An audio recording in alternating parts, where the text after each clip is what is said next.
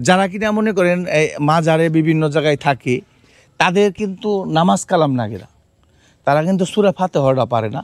তো তাদেরকে আমি প্রশ্ন করছি যে এগুলো কেন করেন না আপনারা? তারা বলে যে আমরা মসজিদে দেখাই না, নামাজ পড়ি না, আমরা দিলেন নামাজ পড়ি। তো ওনার কাছে আজকে আমরা জানবো। আচ্ছা ভাইজান, আপনারা দিলেন নামাজ কিভাবে পড়েন? এগুলি তো যারা নাকি বলে, বুঝছেন, হ্যাঁ, এখন ওরাও ধর্মটা পরিপূর্ণ বুঝে না, তাই ওরা এই কথা বলে। আসলে একটা নামাজের তো একটা রূপের দরকার আছে, একটা বুর্জুকের দরকার আছে। বুর্জুক বিনে নামাজ নিষেধ, এটা আল্লাহ তাআলাই বলছে। তাহলে বর্তমান বুর্জুক ধরে নামাজ পড়ে দেখছো নি? তা বর্তমান যদি বুর্জুক ধরা হয় তাহলে একটা রূপের উপরে তুমি সেই নামাজটা পড়তে হবে নাকি? তাহলে আল্লাহ বলছে, হে মানব জাতি, তোমরা তোমাদের স্রষ্টার প্রতি শ্রদ্ধাশীল হও এবং করুণার চোখে দৃষ্টিপাত করো সমক্ষের পানে ও সমতার ভিত্তিতে উপভোগ করো যাহা তোমাদেরকে প্রদান করা হয়েছে। তিনি তো বড়ই দয়াময়, যিনি মহাশূন্যে ভাসমান পৃথিবীতে তোমাদের জন্য আশ্রয়স্থল নির্দিষ্ট করিয়া এখানে পর্যাপ্ত পরিমাণ রিজিকের ব্যবস্থা করিয়াছে, যাহা তোমাদের যাবতীয় অভাব পূরণে যথেষ্ট। তাহলে এইরকম একজন মহামানব যিনি এখানে শুয়ে আছেন, বাংলার বাউল সম্রাট আব্দুর রশিদ সরকার, তিনি বাংলাদেশের এই তরিকতটাকে, পাক পাঞ্জাতনের তরিকতটাকে তারা সুন্দর করে দেওয়ার জন্য সে অক্লান্ত পরিশ্রম করে গেছে এবং পাগল মাস্তান ভালোবাসছে।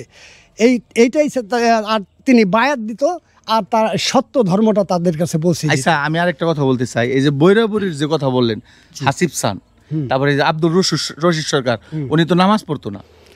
একজনও নামাজ ব্যতীত একটা ওয়াক্ত চলতো না। উনি তো কোনো মসজিদে করতো না। আচ্ছা, আমি আপনাকে একটা কথা বলি। আপনার গায়ে এসে বাতাস যদি লাগে, তাই সে আপনি বুঝতে পারবেন যখন বাতাসটা লাগছে।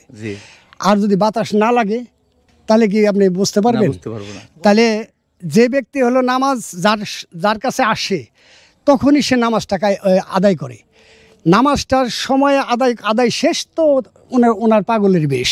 তাহলে এই অলিকে আপনি ধরতে পারবেন সে আল্লাহর কাজ কীভাবে করছে?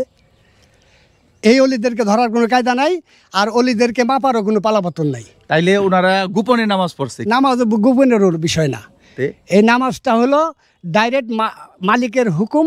এই নামাজ কায়েম করতে হবে, নামাজ কায়েম করতে হবে। তারা নামাজ কায়েম করে সর্বক্ষণ চলাফেরা করে। শুনেন, এটা আমাদের কথা না। আপনি এই যে আপনি বৈরাবুরি কোন, তারপরে বিভিন্ন জায়গায় কোন, ওনারা তো মসজিদে যায় জীবনও নামাজ পড়ে না। তো ওনারা কোন জায়গায় নামাজ পড়ে? বিশাল কথা কন আপনি। এই আমাদের দয়াল নবী হলো এই নামাজ পড়ার শিক্ষা দিছে মসজিদে যায় যে। হ্যাঁ, তিনি ইমাম হয়ে নামাজ পড়ার শিক্ষা দিছে কিনা? তাহলে আমাদের মুর্শিদ কেবলারাও আমাদের মসজিদে যায় আমাদের নামাজ পড়ার শিক্ষা দেয়। কে বলছে নামাজ পড়ার শিক্ষা দেয় না? আর কে বলছে নামাজ পড়ে না? বরিয়াবরের খবর আপনি জানেনই না। তারা 30টা রোজা করে এবং তারপরে কুরবানিও দেয় এবং নামাজও সময় মতো আদায় করে। এবং দেখবেন আপনি এমন একটা বরিয়াবরের পিসাব নাই যে তারা মসজিদে যাইতেছে না এবং নামাজ পড়তেছে না। এরকম বিষয় আমাদের বরিয়াবরের মধ্যে নাই। আমি অন্য দরবারে থাকতে পারে, কিন্তু আমাদের এই শাখার মধ্যে নেই। এটা বরিয়াবরের শাখা। এটা আমার দাদা হুজুর কেবলা হযরত আল্লামা শাহ সুফি গোলাম মওলা রিজভী ওরফে তুলাসানেরই সুযোগ্য ভক্ত, বাংলার বাউল সম্রাট আব্দুর রশিদ সরকার। তিনি আমার গানের গুরু, আর হচ্ছে আমাদের বরিয়াবরের শাখা এটা। অতএব তিনি সর্বক্ষণ সালাতে থাকতো এবং সালাতের বিষয়ে আমাদেরকে অবগত করতো। অতএব এই বিষয়ে উনি আমাদেরকে যেটা দিচ্ছে, সত্যপথ দিয়ে গেছে, আর এই সত্যপথে আমরা থাকবো, আসি এবং থাকবো। এই হলো আমাদের শেষ কথা। আমার নাম মুশারফ বাউল, আমি সারা বাংলাদেশে পালা গান করি। তো আপনাদেরই অতি সুপরিচিত, আগেও দেখছেন আমাকে, এখনও দেখবেন। আমার জন্য দোয়া করবেন। ধন্যবাদ। সবাই সঠিক পথে চলবেন। ধন্যবাদ। যাই প্রিয় দর্শক, আমি একটা কথা বলতে চাই। যারা কিনা মনে করেন মাজারে বা বিভিন্ন সাধু, বিভিন্ন গুরু আছে, আসলে তাদেরকে আমরা অনেক বিষয়ে কথা বলছি। আসলে তাদের জায়গাটা হচ্ছে ভিন্ন, ঠিক আছে? ওনারা কিন্তু জিগাইলে কয় যে আমরা দিলের নামাজ পড়ি, বিভিন্ন নামাজ পড়ি, কিন্তু আমরা যারা আছি মসজিদে গিয়ে যে নামাজ পড়ি ওই রকম কিন্তু পড়ে না। আসলে এই ভিডিওটা কেউ খারাপ চোখে দেখবেন না। আসলে এটা হচ্ছে দুই প্রকারের। হেদের ব্যাটটা হচ্ছে হেদের, আর আমাদের ব্যাটটা হচ্ছে আমাদের। প্রিয় দর্শক, যাই ভিডিওটা যদি ভালো লাগে শেয়ার করবেন। এই পর্যন্তই শেষ। আসসালামু আলাইকুম।